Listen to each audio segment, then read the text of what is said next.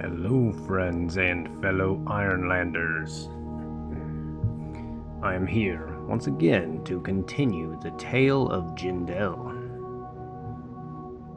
When we last saw Jindel, she was standing by her friend Catania. They were talking to the other settlement members where the resistance is currently held up. Previous rolls led us to the conclusion that these settlement people, the villagers, were under suspicion that Jindel was actually working with the Prime Chosen.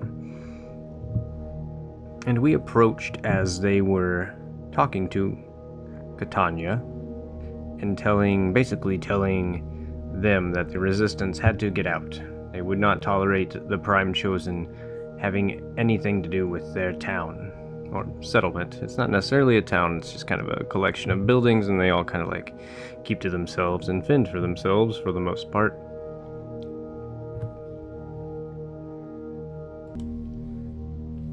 I think I've mentioned this, but I'm kind of using this island and this first little bit of vows and everything essentially as a tutorial, like in a video game, where I'm just kind of like learning everything, and then when I get out into the bigger continent, I'm going to be a little harder on myself. I'm gonna do a lot more undertake journey rolls, and basically this is just me feeling it out. So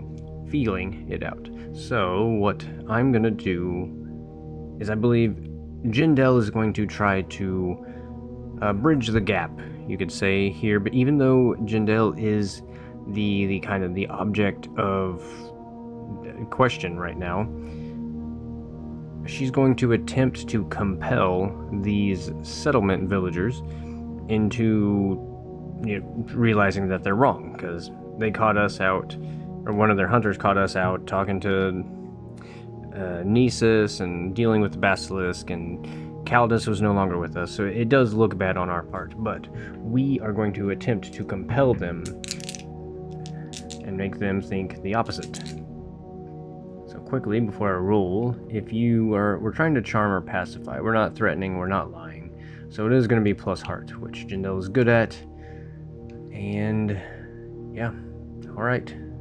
Let's go, first roll of the game, getting it out of the way early. Boom, a 6. That is going to be a strong hit. Nice way to start it off. So a 6 on the action die, plus our 3 is a 9, beating both the 7 and the 3. On a strong hit, they'll do what you want or share what they know. Take +1 momentum. That's going to put us at max momentum, so we are going to have to burn that soon, otherwise we're going to waste potential gaining of more. If you use this exchange to gather information, which we did not, so that doesn't matter. We are at max momentum now, and they agree. Jindel's kind of like lays it all on the line. She tells them all the truth and everything that's going on. She says, look, this is Nisus. This is the man I came here to find. Ooh, do any of these villagers recognize Nisus? Because we stated that he has a criminal past here on this island. Does any of these settlement villagers, I don't know what else to call them, it's kind of a stupid name, but that's what they're called for this moment. Do they recognize Nisus? What are the odds we're going to place on that? Roll. Let's open the oracle real quick. I want to say 50-50, but I'm going to say unlikely, because it's been a while since he's been here. Maybe his looks have changed. Unlikely. Does anybody recognize him? 95 is a yes. Shit. Oh, that sucks. Okay, here's another thing. They do recognize him, but is it a negative thing? I'll make this one 50-50. They recognize Nisus, but is it in a negative way? 80. Yes, of course it is. Okay, so I know you. You're Nisus. You're that thief that was on this island years ago. You stole my ducks. Nisa's like, I never stole any ducks. What are you going on about? I know, Nisus. And it doesn't matter. This guy is really against him. But we got a strong hit on our... I just wanted to kind of see that, just to throw that in, because that is a little bit of lore. But that's just one guy. Maybe that's the guy that people in this settlement don't really like anyway. But the leader of this clan, this... I need a better name for them. The leader of this settlement, essentially. He just kind of steps forward and is like, all right, fine. We do believe your story, though we're not fond of Nisus. But if what you have said is true, in which I firmly do believe you, and I think I speak for the majority of the others here, then you and your resistance do not need to leave this area. And in fact, with that strong hit,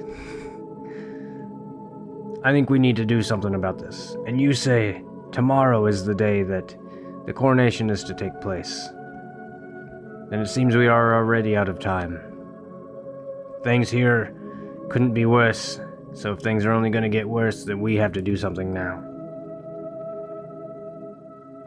Did Jindal tell them about the snake? I said she wasn't going to, the basilisk.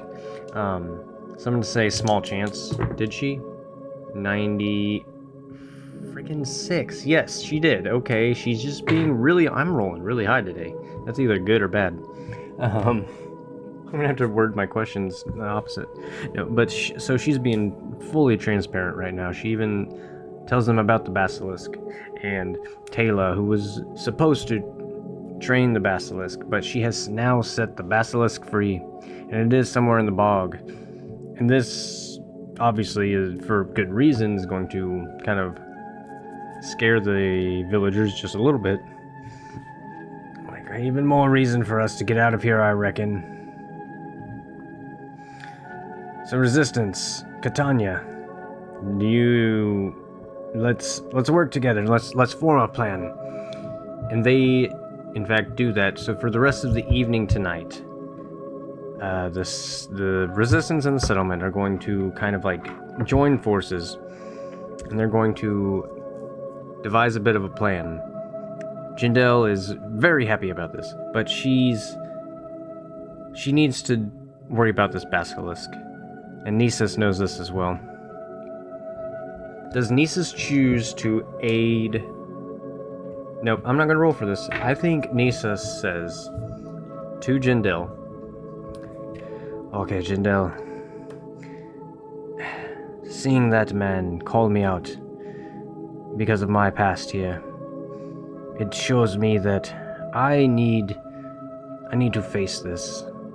I think I'm going to remain here and do anything I can to maybe regain the trust or at least put things to rest here. If I truly did steal that man's ducks or chickens, whatever it was he said, then I think I owe that man some chickens or ducks. So you go on ahead, go find that basilisk, and I hope to the gods that you can either tame it or at least put it to peace. You mean kill it? No, I don't mean kill it. Of course I didn't. I'm just kidding, Nisus. I knew what you meant. And thank you for that. And she gives Nisus a really big hug. She's like, I'll see you tonight. I will come back here at dusk before the undead rise. And we'll drink and have fun. Basically. So Jindal goes out, and she is now going to be wandering the bog, hoping to run into this basilisk. Now, what can we do? What kind of move can we make? Let's do a gather information roll, because she's kind of like looking for tracks or signs that the snake has been here or close by, something like that. Let's do a gather information roll, which is going to be plus wits, and we do not share bonds. We don't get a +1. Let's grab our dice. Rolling plus wits, which is a 2. That is not good. That is not good. Okay, so rolled a 3 total for our action die versus an 8 and an 8. Means a match, which means no luck. On a miss, your investigation unearths a dire threat or reveals an unwelcome truth that undermines your quest. Okay. I did say I'm going to treat Oracle rolls and challenge rolls as random events as well. So on top of the extreme no, I don't know, maybe I'm throwing too much weight on myself, but I'm gonna do it. I said I was gonna do it, and I like random events. So let's roll to see what the event focus is for this random event. Black die 89 on the event focus table gives us a PC. Current context. 89, yes. Okay, current context. Okay, that just has to deal with what we're doing right now. I was hoping it was a PZ positive, because that would have been really awesome. Either way, current context. And I think it is very much an actions table roll. So, current context. We are hunting for this snake. Either it finds us and it's bad, or it finds us and it's good. We'll find out. Okay, so a 64 is observe, and 85 success. Observe success, but it is a negative because we got a huge no on trying to find. Okay. Right, observe success. I'm thinking we are observing the basilisk in a successful hunt, because we knew he was hungry and we knew he went out into the water. This basilisk indeed found a meal, and that meal was one of the hunters from the village. Now this is not good. The snake is now finishing off. Okay, is the man still alive? Maybe we can reason with it.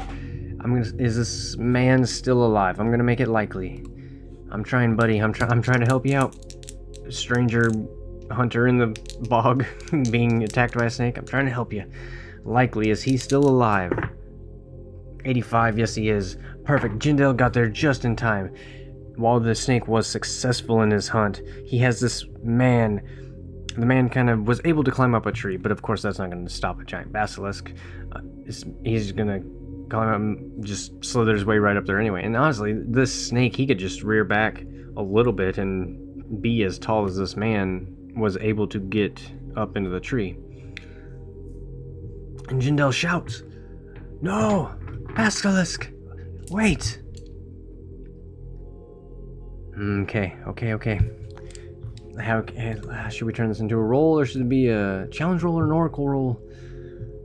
Let's see. I don't see anything that would really forge a bond. No. Face danger, maybe. Secure an advantage.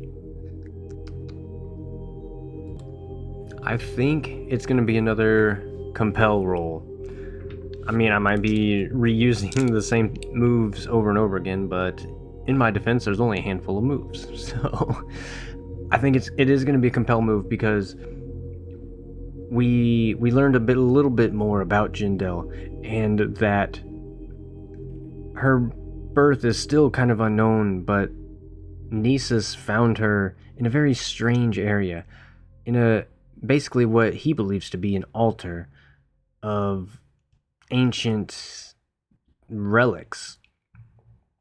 And that she has some type of empathetic ability to kind of communicate with animals. She can't necessarily speak to them in in English, essentially. She doesn't have a parcel tongue in Harry Potter. But there's some sort of telepathy or empathy that she can feel and also kind of transmit to creatures. And she's always been able to feel this, but when all you know is something that you can do, you don't realize that it's weird unless someone tells you, like, what the heck is that? That no one does that. So to Jindal, it's not that weird, but anyway, I'm over explaining that. So she is able to get this basilisk's attention, and it turns. But if she fails on this compel, she's not going to be able to save this man in the tree, or woman, the hunter in the tree. Alright, here we go. Sorry, buddy. Sorry, random hunter in the tree. This fate, this dice roll is going to decide your fate. Jindal compels. That's going to be a weak hit. Yeah, because it's going to be plus heart, so 4, 5, 6, okay, yep. That is a weak hit. It was almost a strong hit, but it was not. And I don't think we're going to burn momentum on this, though. Again, we need to keep that in mind to actually burn some momentum.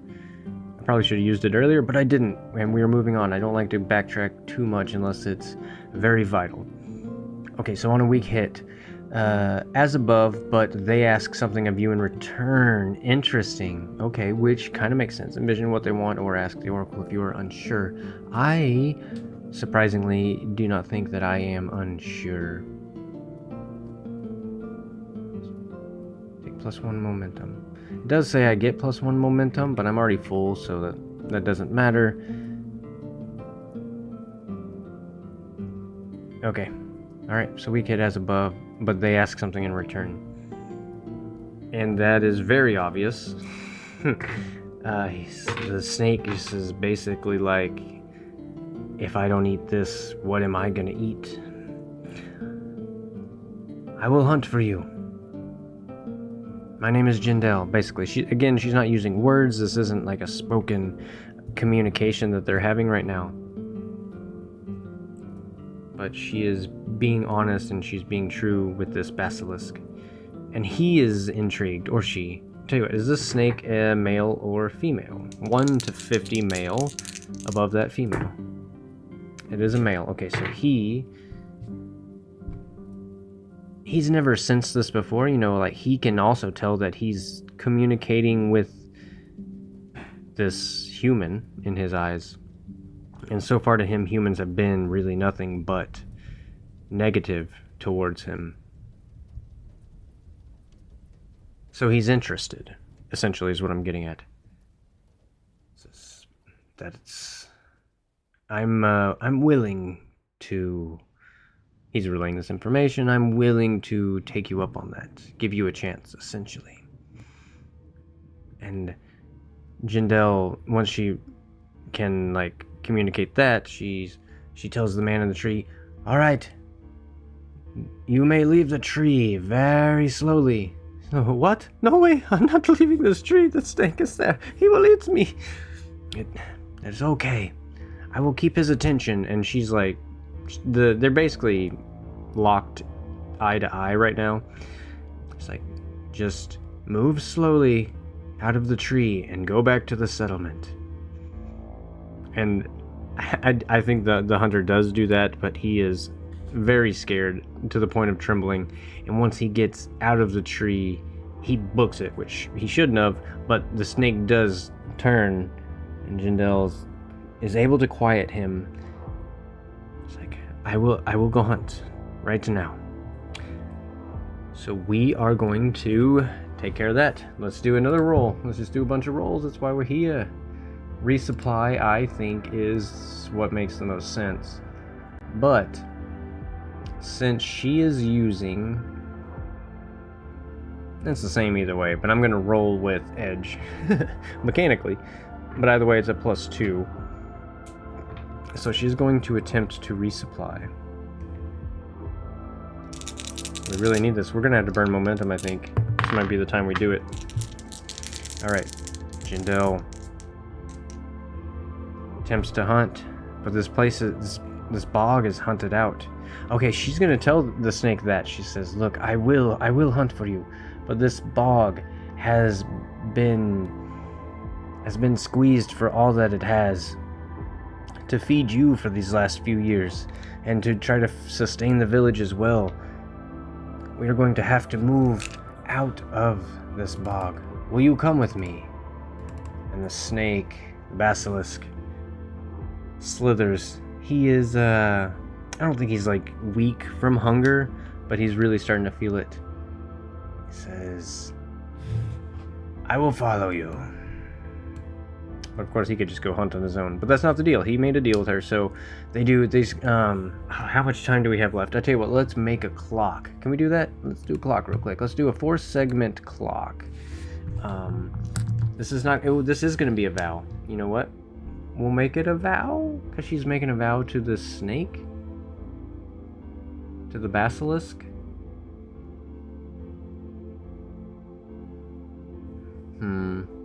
Like, my brain tells me to do that, but at the same time, this is going to be something really short, because literally by tomorrow, we have to get into town and stop the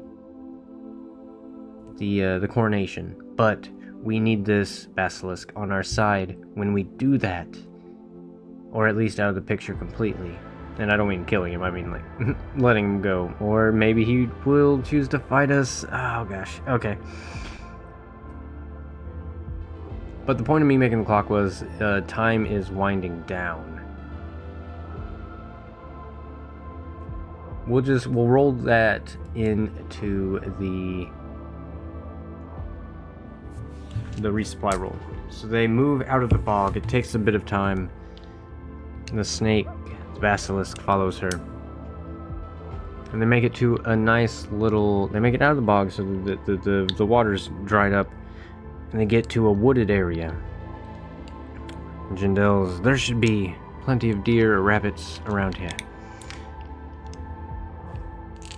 And the basilisk, you know, he's been fed his whole life, so he doesn't necessarily know how to hunt.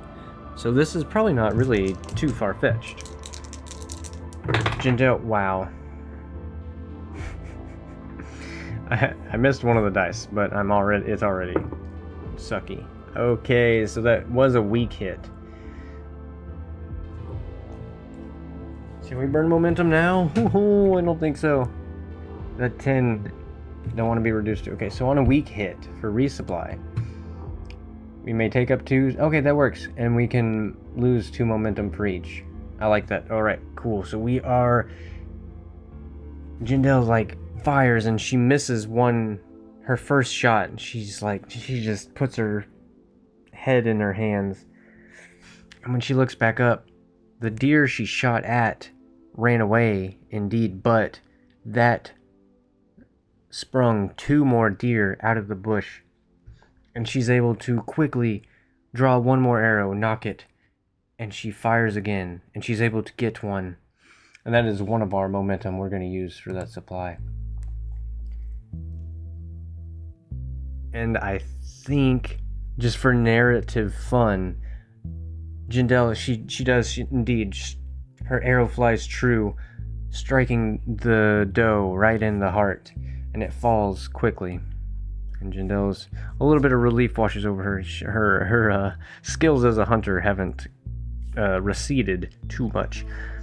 But seeing that, the basilisk launches and is able to grab the second deer that was startled. And he chomps it down quickly, and Jindel, smiling, watches him as he is able to eat the other one. Okay, that's good. So the basilisk, his hunger sated for now, he says. Again, they're relaying this, and then I'm gonna just keep reiterating that, because I'm gonna use words, but they are not using words. That was delicious. I do not think I've had deer before. You're not too bad, human. And with that, I'm gonna forge a bond. Do we have to roll to forge a bond? You can attempt to create a bond. Yes, when you do, roll heart.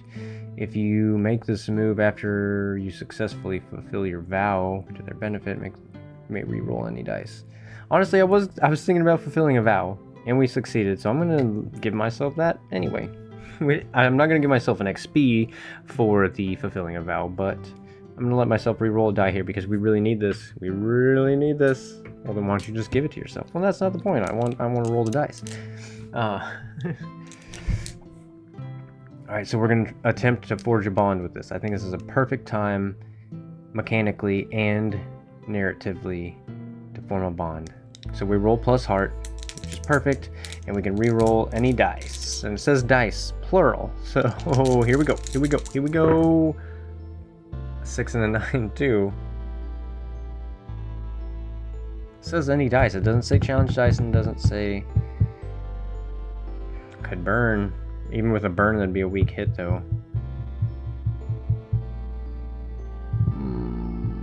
Alright, I'm gonna take my reroll. I'm gonna reroll this whole bit. Is that cheating? I don't think so. It literally says it in black and white right there. Okay. That's silly. So, that's still a weak hit. Because our 3 plus the 2 on the action die makes a 5 versus a 5 and a 2. So on a weak hit. Apparently we were just meant to get a weak hit. I could burn momentum and make it a strong hit. We're gonna do it. We're gonna burn our momentum.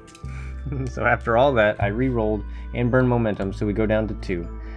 Forcing it to be a strong hit for Forge a Bond. Now we get to mark one more tick on our Forge a Bond. Yeah, let's add basilisk.